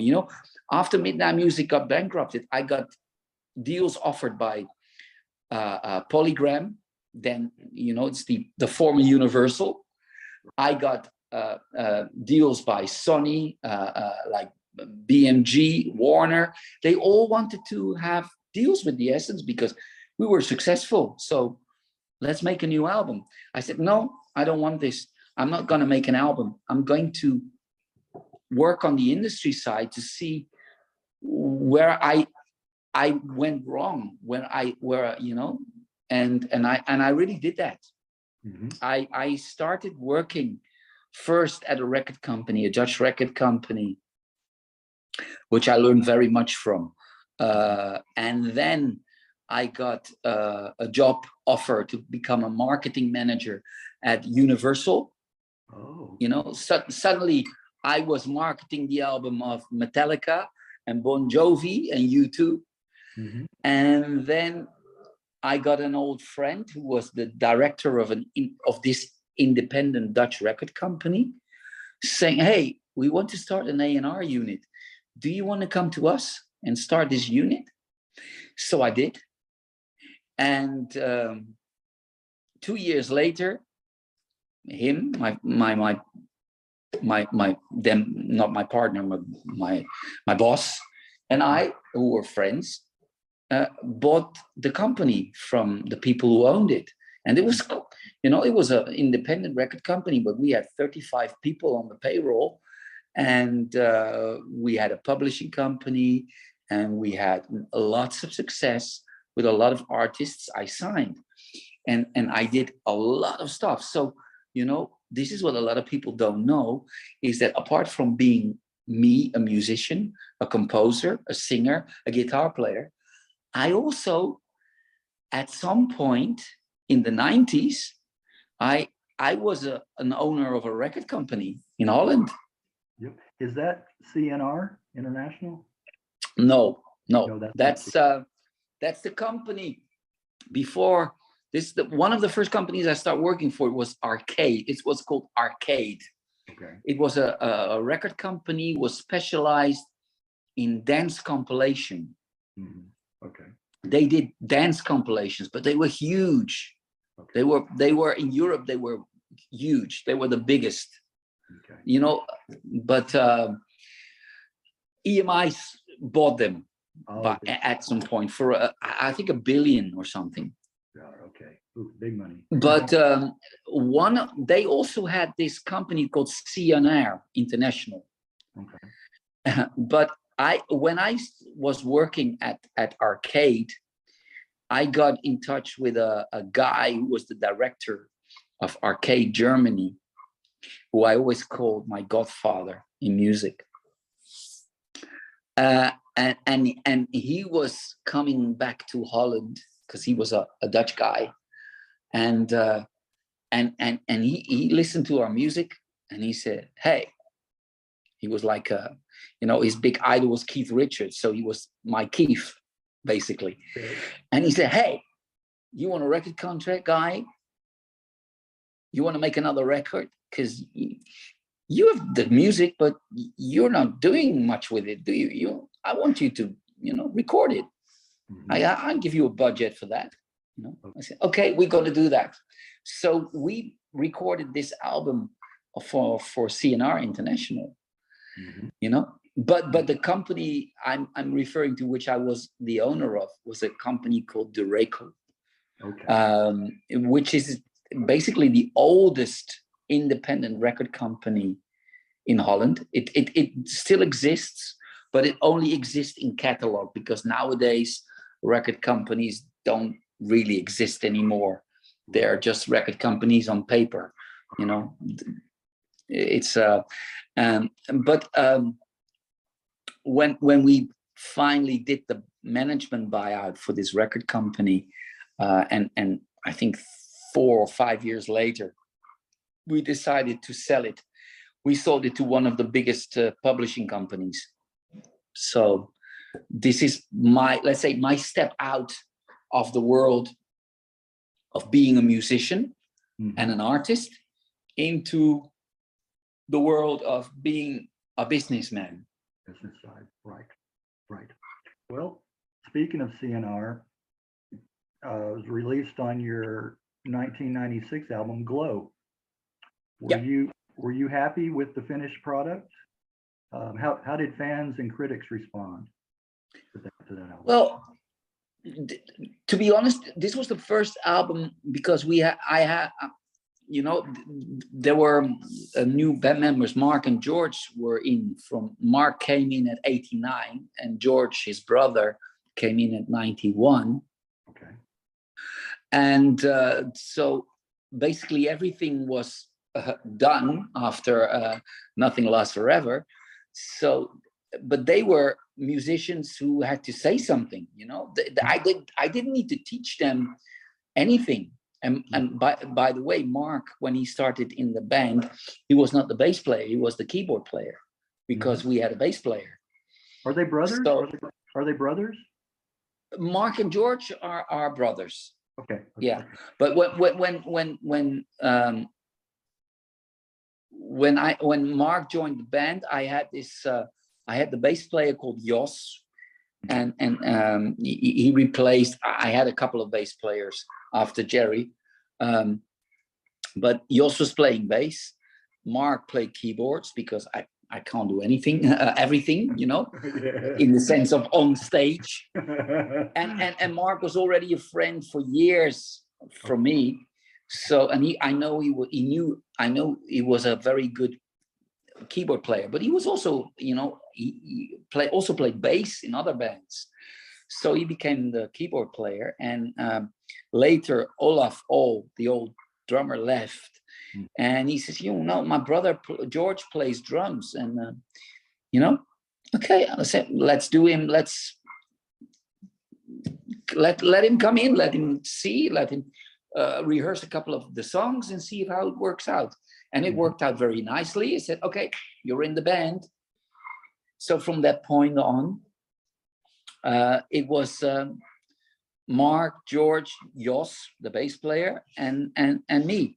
But the thing was that from the Glow album, I came up basically with all the riffs and the melody lines, but they fill in the keyboard parts, their own bass parts, their own drum parts. I didn't have to come up with a complete demo tape. Right. You know, I just came in the studio, in the rehearsal room with the idea of a song. And I made, let's say, the basic painting, but they fill it in with the colors. Mm-hmm. So I said, okay, after we got we got signed to CNR, I said, okay, what we do, I am always the composer, writer, whatever I do, and that's true. But now I think you discovered your own bass line, your own keyboard line, your own drum pattern, the whole band. Mm-hmm. I thought of the U2 principle, basically, is the whole band creates a song, you know. Mm-hmm. And this is how it went with Glow, you know. This is why the band is responsible for every song, and I think it's a very good album, to be honest. And you ask me if I'm happy with it. Yeah, I'm happy with it. We had a co-production with an English guy who was a friend of ours, Steve, and when we decided to, when Cherry Red finally, because Cherry Red, when Midnight Music went bankrupt, Cherry Red, because this is the company, bought the catalog. Okay, yeah. Of Midnight Music, and at some point, Cherry Red asked us, you know, guys, what do you think about doing a five CD box of your, because you exist for 35 years, you know? So, okay, sounds good. So, but they didn't have the rights, of course, to Glow. But what happened is that CNR was sold off in parts. So not the complete record company CNR was sold in one piece to one, let's say, other company. No, it was sold in pieces. The catalog was sold in pieces. So I didn't even know at some point where our album Glow landed. Oh, okay. I see. But before we recorded Glow, we pre-recorded the album in a rehearsal room with our studio engineer. Well, sorry, with our PA, so not studio, but our PA engineer, who had a little studio in his home, to prepare for the actual recording. So the whole album was already, let's say, pre-recorded and mixed. And when we didn't get the hang of Glow itself, we had the rights to Afterglow. I call it Afterglow. So I said, okay, we have the rights to Afterglow. Just do that, because it's quite similar. I'm sure you're glad that you did a pre-recording of that, and I know a lot of fans are, of course, as well.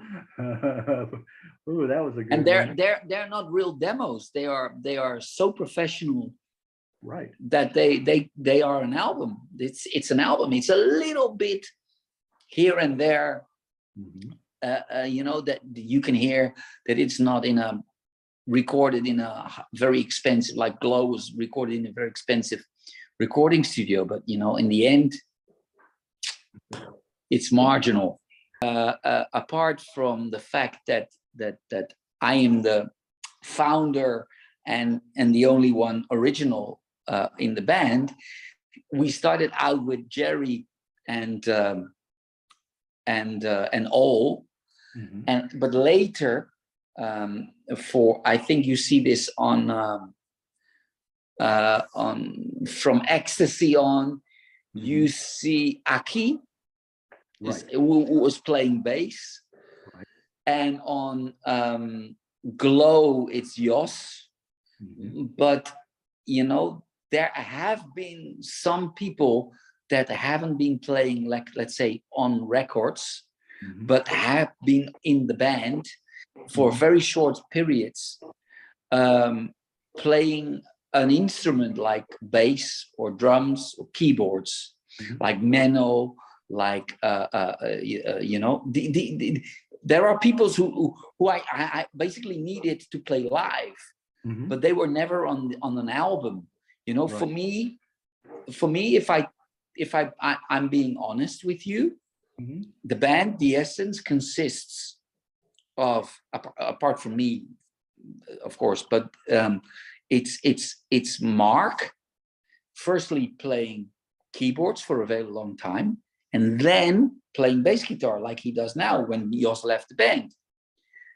Because and we decided after Jos left the band that the keyboards are there, but we can do this live electronically, basically through an iPad. Because I like three-piece bands very much. So I didn't want to have anybody, you know, and Mark plays bass very well. So this was the thing. But apart from let's say what I conceive as The Essence, it started out with Ol and Jerry, but Jerry left the band really quickly. So for me, it's very much founding member Olaf, who I'm still good friends with, and then Mark came and George, and the rest is, how you say that, they come and they go, but revolving door kind of. It's a revolving door, but and you know, Mark is there since '89. And George since '91, so we are now in 22. You know, they are there for the longest period of time. Right. Y'all have really congealed and established that long-term. Yes. We'll talk briefly about the that 5 CD box set, 35 collection.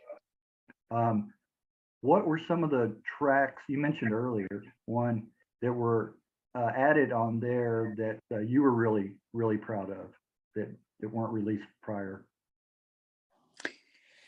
Maybe the covers. There are 2 covers on this 5 CD box, which I got really good reviews on, and a lot of people from the States. You know, another sort of anecdote. You know, we were recording Nothing Lasts Forever, and Nothing Lasts Forever recording was very strange, because basically Nothing Lasts Forever, I said, okay, guys, Olaf played the drums, Aki played the bass guitar. You have 1 week to do that for the album, and the rest I will do on my own. I will record the keyboards, the guitars, the percussion, the vocals, the production, you know, whatever I do, you know, everything was done by me on Nothing Lasts Forever. It was basically almost a solo album. We were in the studio recording the bass and the drums, but Brad, our studio engineer, was, you know, fumbling about with some technical stuff, and we were bored. And in the rehearsal room, we used to play this song, this Prince song, you know, I Could Never Take the Place of Your Man. And we just spontaneously started this song, you know, and Brad heard this in the studio room, and he said, guys, I'm still busy. He was very cheeky. I'm still busy. Can you just play along? You know. So we started this song, but we never thought that he would push the record button. He was recording. And he was recording the song while we were just jamming. And after the song, he said, "Okay, it's a rap." Said, "What do you mean it's a rap?" He said, "You know, it sounded brilliant, this Prince song. You know, we just need to add a couple of overdubs on your vocal, you know, second, you know, harmony, and maybe we have to do a second guitar solo part to thicken the guitar solo, but it's fucking brilliant." So you know, this is one of them. I have to tell you something. One of the interviews I did recently too was they worked with a producer who was notorious for doing that. He would say like, "Okay, you guys go ahead and do a run through," you know, like that. Meanwhile, he was recording it, you know, and then it came out so good, they went with it. The band didn't have time to get nervous or overthink it. They just did it, ran it through, and he said, "Okay, that's a wrap." And they were like, "What? I thought we were just rehearsing." But this is, you know, this is, I always call this is the Brian Eno thing. Yeah. Brian Eno is famous for this, and then he adds all different stuff, but he picks up all these bits of, and Daniel Lanois too, they pick up all these little pieces of which you didn't know about, basically, that you had it in you, but they get it out of you.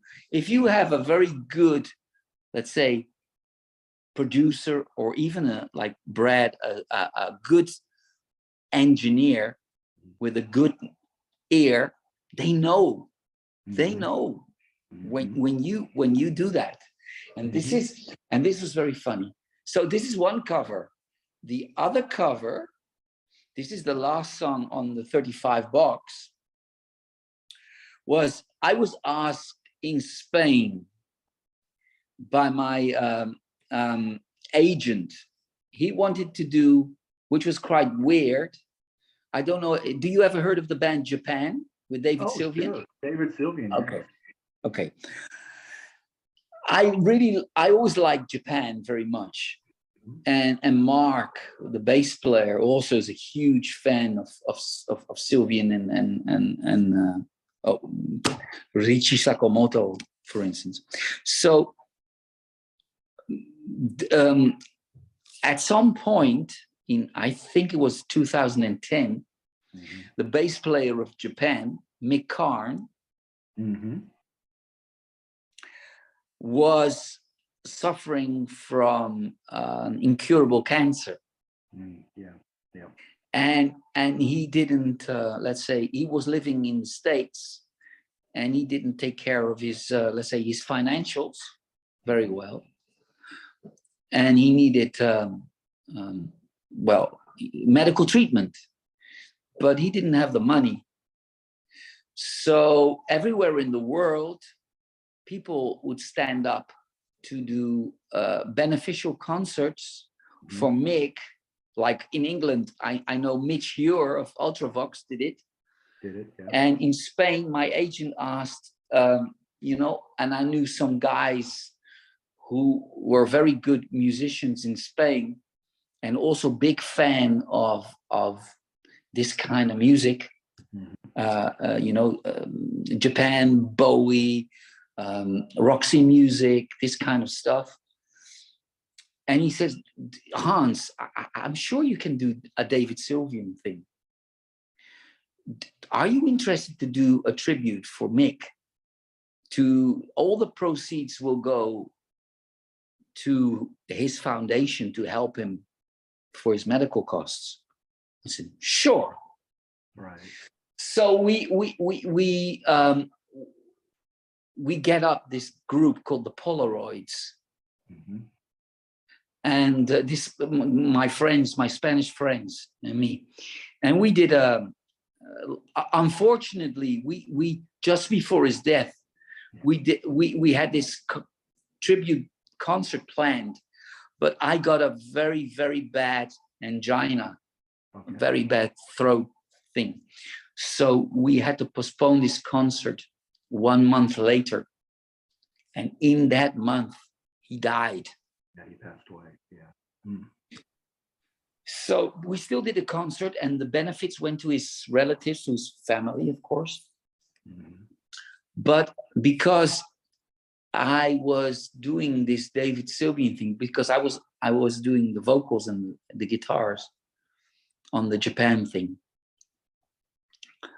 My Mark, the bass player in the band, in the Essence, asked me at some point, you know, I made this basic track of Visions of China, of Japan.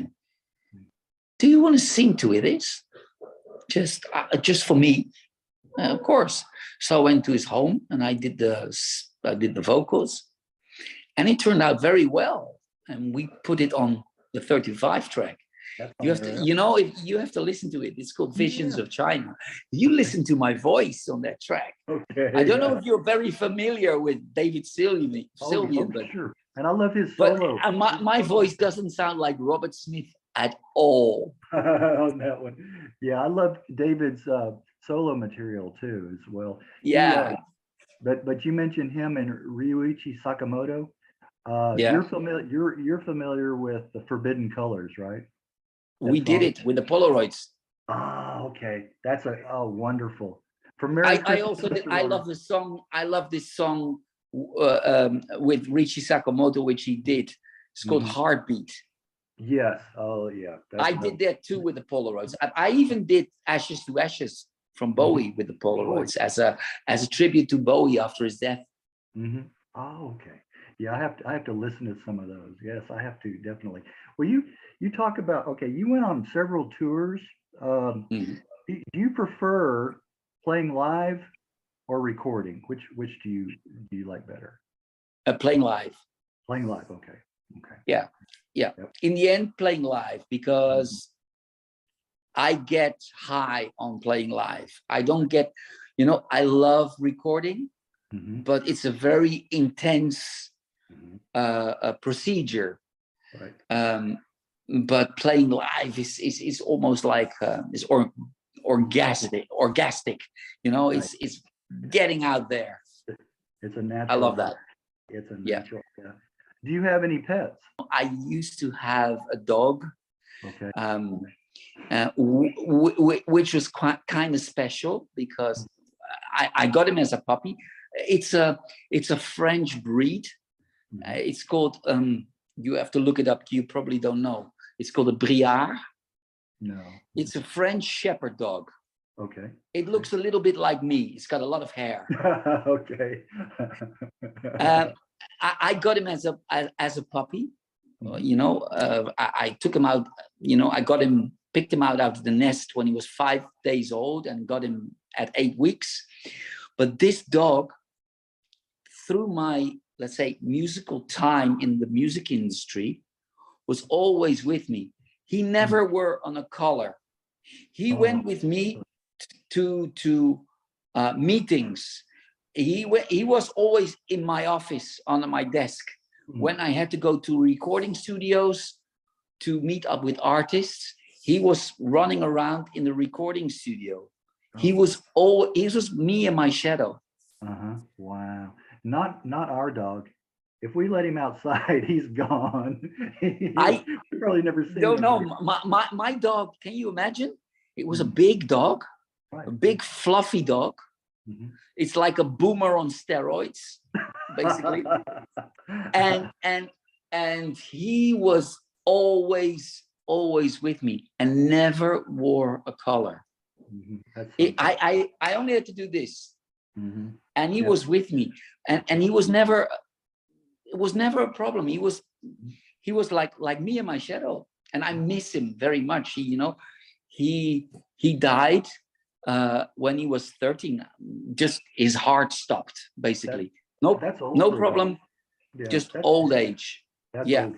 Yeah, it is. Yeah, and it just one night he was in the house, and I wanted to go out for a walk with him in the woods, because my house at that time was really in the forest.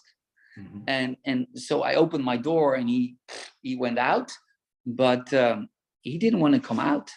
Mhm. So, and then I saw it, and 5 minutes later it was gone. Yeah, yeah, yeah. So, They are. That's true. Man's best friend. It really is yeah, true. yeah. If life, let's say, if life is let's say is a little bit more like the honesty Mhm. and the truth that dogs have, Right, right. we would live in a much better world. Wouldn't we? Wouldn't we? Yes. Very true. That's a real true Yeah. thought statement. Yeah. Yeah. This is basically why at the moment I don't have a pet, because I really would love. To be honest, there's another reason I after my Woof, his name was Woof, because I wanted a dog that could pronounce his own name. So Woof. Right. That's good. Yeah, I like that. I like that. So, but anyway, the reason, this is another reason I haven't got another dog, because I'm afraid too much that he could never compare to Woof. And the other reason is because I love animals so much. Mhm. I need to be there Right. full 100%, Mhm. or I don't. And Yeah. because I travel a lot, Mhm. I move from countries to country to country. Like I said, I'm a lot of the time also in Spain. Mhm. This is not good. If you think about having an animal, a pet, whatever it is, you need to be there for them. Yeah, you do. You're right. You know, you got to show them the TLC that they need. Exactly. And they'll give it back tenfold. But No, they're not a handbag. no, no, no, not at all. They are they need you, and Mhm. and you need them, There you of go. course. But you give them your TLC, and if you can't, you mustn't. That's right. That's right. If you don't have the time for it, yeah, like you said, yeah, No. I believe that too. I mean, he demands a lot, our dog, from us, but he gives back so much too, like you said. This is what I mean. Mhm. This is what I miss. I still miss Wolf very much, because he gave me so much. Right, But right. but I know that whatever, in this case, I'm a big dog lover. I like cats too, Yeah. but my personal preference is a dog, because I have more affinity with a dog than a cat, Right. because they are much more independent. Right. But you have to be, you can't, now, I read about, and you probably have the same in your country, that during Corona, a lot of people were needed to stay inside of the house, and suddenly everybody wanted to have a puppy. And when Corona was over, nobody wanted to have a dog or a cat. And Mhm. now the animal shelters are full. Cool. Yep. Yep. That's And true. and this is the real wrong way. It's not an accessoire. Right. Right. It was a very selfish motivation there, I think, for people Exactly. to do that, and then just Yeah. discard them. Well, Yeah. what's what's um what's on the immediate horizon for Hans and the Essence? Well, the immediate horizon is Paris, Mhm. on the sense, in the sense of playing live, and then Spain, and I hope next year that I don't know, that we can sort of start to pick up live things, and of course, before Corona, we had recorded, and like I told you before, an EP, a 5-track. I still have to do some vocals, and we still have to mix. and then we're going to just put it out. Okay, well, I think we've come to kind of a good stopping point. Yeah, I'm glad you chose to participate, for Yes, real. and I'm really, really honored to be having this conversation with you, Greg. Yes. All right. Well, Hans, like I said, we could go on, but I appreciate your time and strolling down memory lane. It's truly been a pleasure. I don't say that lightly. It's really been a pleasure. Thank you. And it's been a real pleasure for me too. We'll talk to you soon. Bye-bye. We keep in touch. All righty. We'll do. We'll do. Thank you. Uh-huh. Bye-bye, Greg. All right. Bye-bye, Hans. Bye-bye.